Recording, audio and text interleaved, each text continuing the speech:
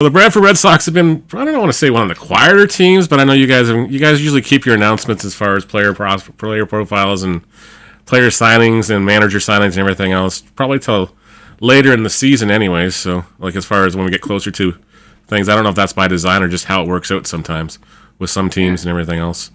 So how is everything going as far as, well, I guess the big news is Ken Lupton is coming back as manager of the Red Sox. I don't think it's been officially announced out anywhere. I haven't seen any notifications or anything, but I don't think as far as, like, I know there was a search at one point on the website as well, so I guess that's... Yeah, that was actually just a mishap between us and the social media team. We let one of our coaches go. Yep. And it got lost in translation. We were looking for a manager. Oh, okay. Yeah, Okay, yeah, because I was kind of going, what did Ken... Like, I thought Ken was coming back. Like, he seemed like he was... The guys all seemed to like him and everything else, and it was just like, okay, well, that happens. No, the old man actually had a meeting with him the next day. He's like, so I guess we don't need to meet anymore. It's like, nope, that's not what it was about. We're just going over next year and expectations. Nice. No. Yeah, no, I was just kind of lost in translation. I know, I think George messaged me and Jason from Welland as well, like, a few people, and I'm like, no, like, as far as I know, we're keeping him, man. Yeah, I was just like, was he available? Like, this is kind of like, she's just one of those guys, you don't let a guy like Ken Lumpton go too easily. That's for sure. He's great. He came in, all the guys love him. Yep. Right. Came in 6 games, got thrown into the fire, and he did a great job finishing the year for us. Oh, exactly. And especially, it's not easy to find talent, especially when you guys have been in the bottom of the cellar as far as you can't compete with some of these other teams when they look at the standings. The guys like the standings where they're just finding out the league and go, okay, Brantford, they look at the record on the standings and everything else and go, okay, yeah, maybe I don't want to go there. Maybe I want to go to somebody that's more established, got a better chance of winning, and, maybe we'll get more exposure, but... Then you guys get 2 guys like Gus Wilson last year and, of course, Matt Fabian, the Rookie of the Year, that just pretty much fell into your lap as far as tryouts go. And I'm just like, how'd you pull that one off? Like, it just seems like it was just so weird that Matt Fabian was available. And it's like, nobody knew who he was, and all of a sudden he's taking the league by storm. Yeah, I honestly couldn't tell you. I go through the Canadians in college list often, and, yeah, I saw him in the D3, looked him up. He's been a great hitter in college. I think even when we picked him up, he had a so-called down year from the year he had before, but he still hit 300. So we got him out for a tryout, and he came out, hit once for us, and yeah, that was that. I mean, that was it. He's a ball player. Yeah, and so as Gus Wilson came, the same sort of story. He's a BC native and everything else. Just he's looking through the Canadian college lists and stumbled across him, or was that more of a friend, somebody coming through with Gus's name? Yeah, that one came through Kieran Bowles, actually. Okay. We got through, I want to say we got through, it would have been in like the 6 to 10 game range, 6 to 12 game range. And yeah, hey, I got a buddy who wants to play, here's his name, here's his info. I was like, all right, look him up. Talked to him on the phone. Sounds like a good kid. He's a gamer, wants to come out, just play ball. Yep. And that's exactly what he was, man. Like, biggest gamer on the team. He's out here to win. He's helping the guys out with their swings and everything.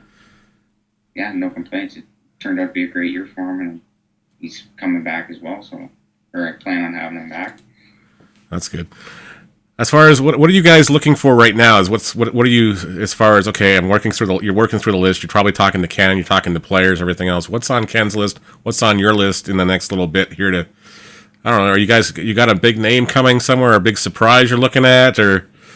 We might have some. I actually, I don't know when you're planning on posting this. Hopefully not tonight. No, not tonight. I did put a transaction just before the call. Nice. Josh Buchanan from out west, he's a BC native as well. Ex-D1 Army, pitched for New Mexico State. Strong out there. He's strong in the West Coast League in 2022.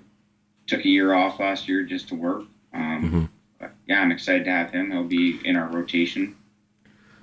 Excellent. I'm excited to have him in. He's a big name for now, but the rest we're holding tight to our chest. Well, you got especially this time of year. You can't let something slip out and all of a sudden fall apart or anything else. I've been in your shoes. I was 21 the first time I was general manager in this league. So I was 21. I got named general manager in 1998. That's how long ago that was. Jeez, so kids don't do the math. Come on, it was a long time ago. I was 21, and I just got offered the job right out of high school, as far as, because I knew Larry Pearson, who was the owner and everything else. And I did a lot of stuff for Larry, and I knew his son and everything else. And Larry just put his faith in me as far as that goes. And my goodness, I felt in over my head from the get-go because I was the youngest person at the table. You got Jack Dominicos, you got the John Copuses of the world, you got the Max Rouches of the world too, and it's just like, wow, I'm in over my head with these old guys. Yep. Yeah, I felt that a lot. Actually, George was the first GM I met. Yep. And he's like, yeah, man, I came in, like, thought I was the youngest GM in the league. I'm like, guess not. Guess not. The joke's on you, yeah. No. I thought he was like mid-20s, and he tells me, he's like, yeah, I'm 33. I was like, wow, I didn't think it was quite the gap. But yeah, like, he pretty much said the same thing. I went down to meet him first time, and he's like, I can't believe you're who you are that just walked around the corner. Like, yep. You know, you hear GM of the baseball team, and then a 19-year-old kid turns the corner. Yeah, well, it happens. And just, sometimes it just works out to opportunities, too. And it's just like, well, don't let the big boys in the room push you around. That's all I will say. But in everything else, I think the mindset of everything going forward is just, hey, you get to get a chance to make a name for yourself. You get to put the Brantford Red Sox back on the map as far as the IBL goes, too. So keep that in the back of your head, too. And just, hey, it's going to take baby steps. You're not going to topple the world in one day. It's not going to be one season. It's probably going to take a couple years to get things back to where people like where they're used to seeing the Brantford Red Sox as far as that stuff goes, too. Yep. Yeah, I'd like to bring us back. I mean, back to a dynasty be ideal. But, I think that's everybody's goal. So. I think, it's just, I don't know, if they toss the word dynasty around a lot in this league, and it's just like, I don't know, guys. I think I'm okay with, a different team winning every year just because I think it's more exciting. Just because, it's not okay. The league's up for grabs again, guys. There's no big one standout that's going to walk away with things. I don't think there is this year either. I think there's enough turnover in various places. Yeah, Barrie looks like they've retooled. Welland looks like they're gonna lose some guys and they're gonna lose some numbers just because, again, you become a championship team at any level, and of course people are going to start looking at your roster and go, okay, what did you guys have here? Who can we use from that group to go somewhere else? Yep. Oh, exactly. Yeah, I'm excited for this year. I think we got a roster. I mean, obviously not much has been posted yet, but I think we'll definitely be competitive. We're shooting top 4, top 5. We want to be up there.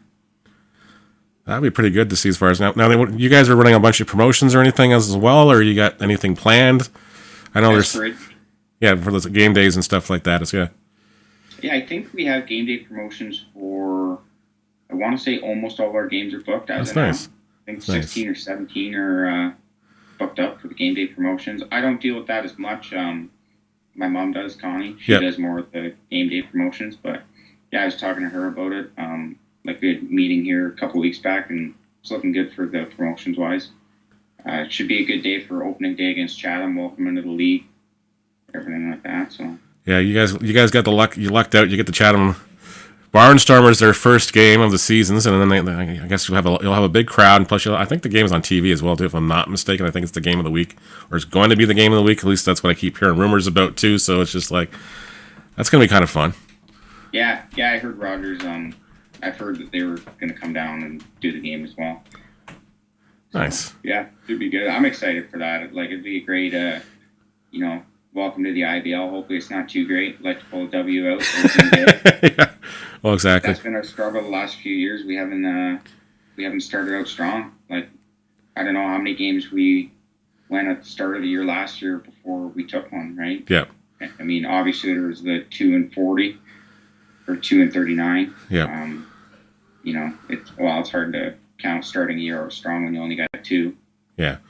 But again, you look at some of those games, and it just seemed like you guys were in a lot of one-run ball games, late stages, and just ran out of gas or made one mental error on the field. You guys had Welland last year, and I think you were up 5-4 or something going in the 8th inning, and then the game just went away somehow. Absolutely. Yeah. We lost that game in the bullpen.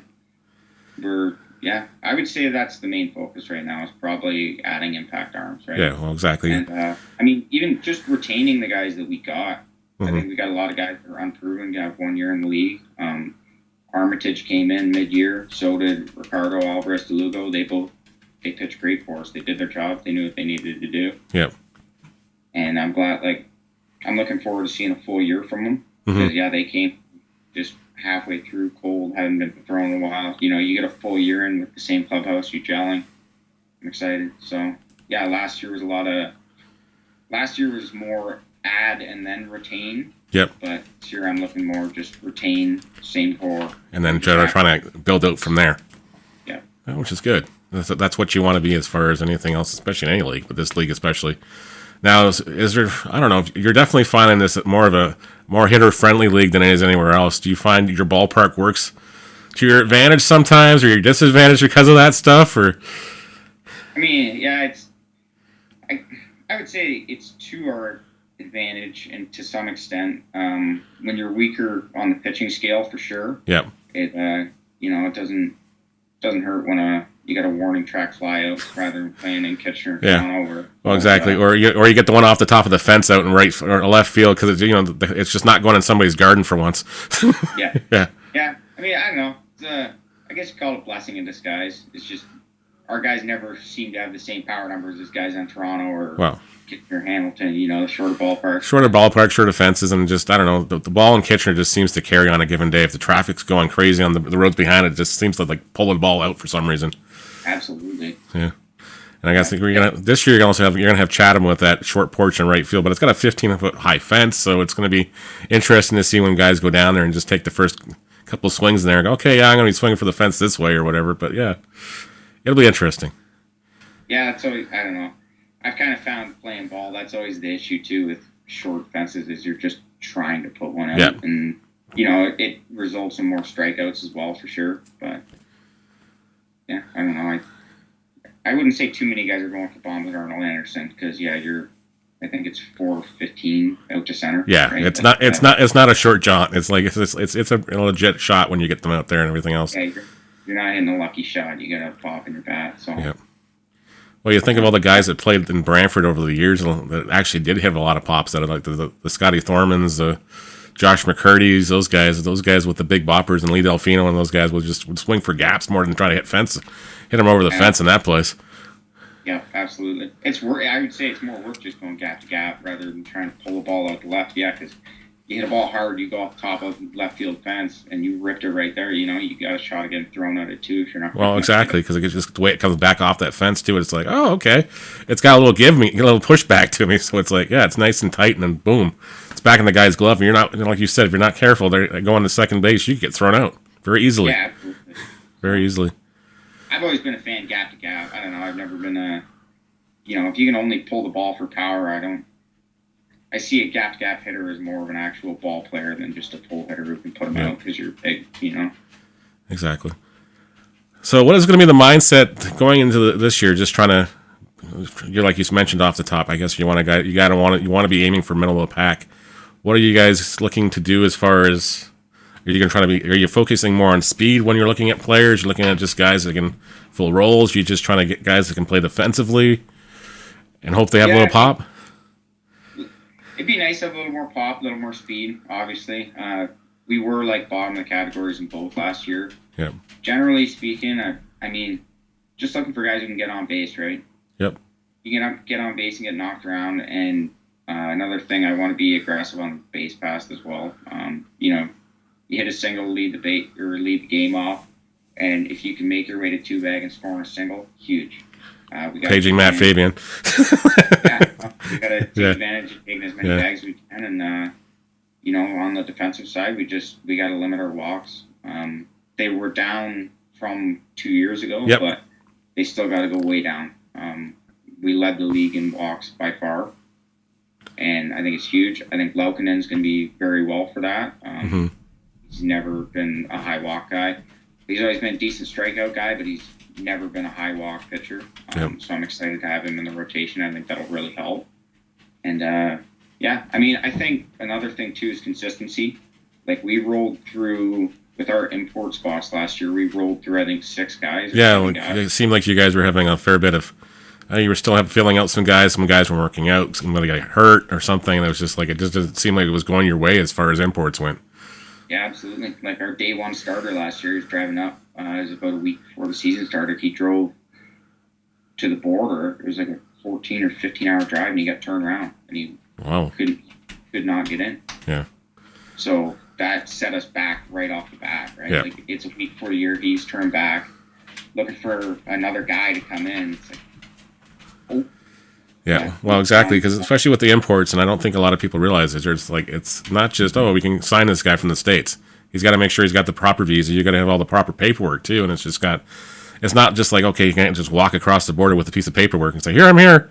Here's a letter from the Brantford Red Sox. I'm pitching for them. No. There's a whole other paperwork and a whole other process that's got to be done before you can even get this guy across the border.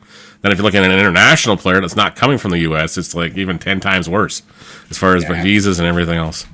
Yeah, depending on where they're from. Like, some guys, the visa process, it's different for every country. It can be 95, it can be 100+ days. Yep.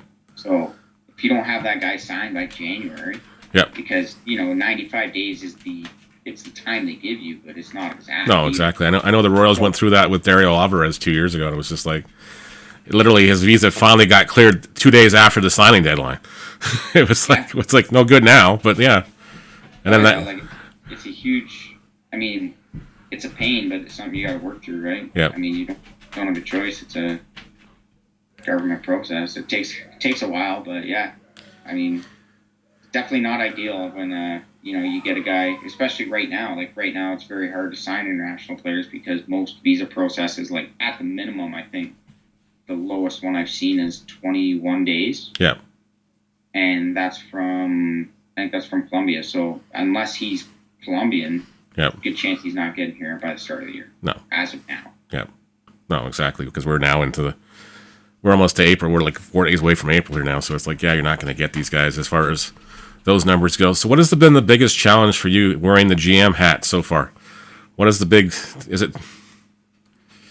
I don't know. I'd say, biggest struggle was probably just when I started, right at the start. Yeah. Because I fired in February last year. Yep. And so it's February. Our roster's now filled out. I just jumped on board to help with, player recruiting. And, I mean, you're coming off 2-39 roster. It's not the easiest thing to work with. So, like I said, I was focusing on just adding as many guys as I could. Yep. Right? Like, you find a Canadian kid in college, it's like, you can, can play ball. Oh, exactly. Yep. That was probably the hardest thing. I'm glad where we're at now with the 4. I wouldn't say there's too much that's difficult to deal with. Definitely, like I'd say as of now, the import recruiting and guys from out west as well, because it's all remote. Yeah. And you can't just say, hey, come down and work out for us this weekend or something like that. You can't do that. Exactly. You're watching videos, you're watching whatever you can. You're probably talking to coaches, you're talking to other people in that area. Hey, is this guy legit or something? And it's like, or is this guy for real? You got to do some fact checking too. It's hard.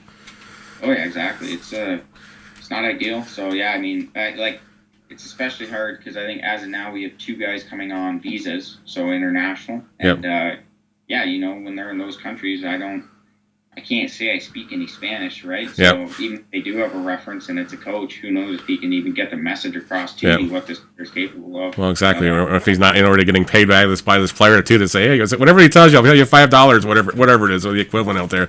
Just talk me up, please.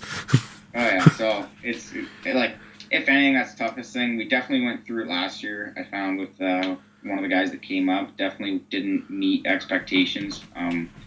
Because another thing with the videos too is, if a guy is 30 years old and he took a video when he was 24 and he's throwing 95, and now that 95 is now probably got some more mileage on it, and now it's now 95 is now probably like 88, 87 somewhere in there, and guys are just teeing off on him like it's batting practice.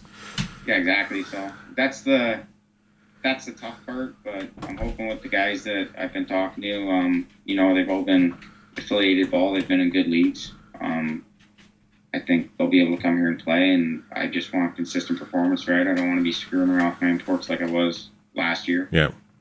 Like I said, we had Chris Mutter. He came up for 1 game, and then he got signed. I want to say he got signed in the Pioneer for the American Association, and then Quincy Jones came up, and he was signed through the deadline, and then he got signed in the American Association after the deadline. Yep. And we were done. Well, exactly. No, it's hard, especially I was in that exact same situation when I was with the Royals and everything else. It's just like, okay, great. So we just lost 2 of our best players 3 days after the signing deadline, and now what do we do?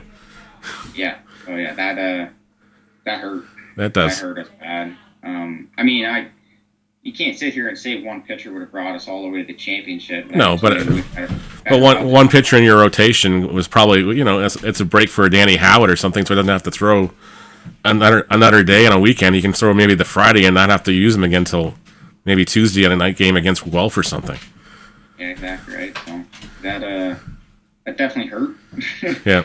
But I'm hoping, to be honest, I'll put it on me. I brought these guys in. I knew that, I knew Mutter and I knew Quincy were looking for further opportunity. It was just the best thing I could do for the team at the time, and took the risk, and it didn't work out. No, exactly. You can't be faulted for that. You can't fault those players for saying, hey, I got a paying job waiting for me in the American Association. I'm following my dream. This is what I've been dreaming of since the time I was 6 years old. Well, that's it. That's the thing with American ball players is if they do get an offer in one of those leagues, which is a lot easier than if you get a guy from overseas. If you get a guy from overseas, he's most likely sticking with you for the whole year. Exactly. But you bring in an American, and it's like, okay, this league saw he was pitching well here. See you later. Yep. Thanks for having me. Yeah. And that's that. Well, it happened to Hamilton. They signed the one guy right at the deadline, and within an hour afterwards, he was signed with one of the guys in the Frontier League. Oh, did it? Yeah. Hamilton? Yeah. Oh, I couldn't keep track of George's deadline. You and me both. I went to bed and it was like, oh, he's got 6 more? Like, come on. I felt like I was on TSN trade deadline day. Oh, yeah. I remember I was on the phone with everybody, and, George doesn't say much. He's just, oh, yeah, I don't know. I might have this guy. Like, you want him? Like that. Whatever. I'm good. I'm happy. Yeah. We got a roster, and then it's like, boom. Sign and release like 6 guys. I was like, okay, all right, George. Yeah, well, exactly. These guys are now available. Okay. Yeah, pretty much. I mean, we picked Braun up from them. Mm-hmm. There's you can pick them up within 2 days of the deadline. Yeah. They're released on the day. Yeah, as long as you have a roster spot open. Now, do you try to keep one open at that stage of the game, or are you trying to hope to? You've already got everything locked in place and just trying to hope, keeping all your eggs in the basket and hoping everything turns out at that point. I'd say it probably depends on where we're sitting at that point. Yeah. If we got a guy who's not getting a lot of time or something, it might be worth, he's unhappy, disgruntled. Yeah. We give him a shot somewhere else, and then we keep that spot open, and you never know. Like I said, George released 6 guys, so there could be big pickings or there could be nothing. Right? Well, exactly. And it's just like, I know there's some years there's like, oh, wow, so-and-so got loose, and it's like, why? And you realize, okay, he's either hurt or, he wasn't happy, he didn't want to play there anymore. So it's just like, yeah. Or sometimes they think they got a bigger fish, like in Welland's case and everything else. They let some guys like a Brandon Nicholson go earlier before the deadline because they knew they had an opportunity to get somebody else they needed for that rotation. Yeah, no, exactly. So, yeah, I mean, I can't say I'll intentionally keep one open, but it's definitely not a bad idea. We picked up Gabe Braun. He came out. He did a job for us, did a decent job. So can't complain, right? It's better than, I'm sure George would have taken something for him at the deadline if I sent him something, right? Yeah, well, exactly. To most this year as far as just trying to go back on the field and, I guess, correcting the record, I guess, or improving on the record anyways. What should fans be most excited about? What is Brantford Red Sox baseball what's the brand for Brantford Red Sox baseball this year? Winning baseball games. Winning baseball games. It ain't going to be the same as the last couple of years. The clubhouse changed a lot within the last year. I think we got a more professional attitude, winning mentality. The guys know they can get it done. The 8-34 record. You talk to anybody at least within our organization, and I'm sure if you spoke to people in other organizations, they'd say it didn't show what was on the field at the end of the year. No, exactly. And it was just like I look at the record again. And it's just like you guys were in so many games late. It's just like, man, if you had that extra arm, or maybe just somehow cut down on the physical errors at some point in this game, who knows? You could have wound up on the better side, and Alan Ross would have only 2 dinners last year because I would have got to 10. Yeah, the errors absolutely killed us last year, but we were in a position to at one point pass Guelph and London. Yep. Right near the end of the year, I think it was the last 10-game stretch. We had a real shot. But yeah, defensive play, it matters a lot. Nobody says anything about defense until it's bad. Yep. Right. And then it's just like, if you can cut down on the errors, that's half the battle. And then if you can cut down on the walks, like you mentioned before, that's a good chunk of it as well. If you can just keep guys off base path somehow, don't give them extra outs. That's no free passes. Yeah. I'd rather see somebody hit a single than get a walk. Yeah. You know, at least you're trying to challenge a guy. Yeah. Just throw something in the zone, not just give him 3 pitches and let him go. 390. No, I think at the end of the night, if you look back at your numbers and go, okay, you know what? We didn't give up the walks. We didn't make the errors. They out hit us. Some play flat out hit the ball where it was pitched, and they made the most of their opportunities. I think you walk away from the park a little better mindset from those things. Yeah, it happens, right? I mean, it's ball. The fans would rather watch guys hit too. Yeah. Guys hit sides rather than just watch a walk fest one way and then watch us try and hit. Mm-hmm. Right? Well, that's awesome. I just wanted to thank you again for doing this tonight, Chad. I really do appreciate it, and we'll talk to you. I think I see you guys pretty early in the season, so I'll definitely stop down and have a chat with you before game time. Looking forward to seeing the Brantford Red Sox taking on the Chatham Barnstormers. That name still takes a while to get used to, but it's going to be a lot of fun. Yeah, no, it'll be awesome. I appreciate you having me on as well. It's definitely interesting. I haven't taken an interview before, but well, I'm glad I was your first, and I hopefully won't be your last.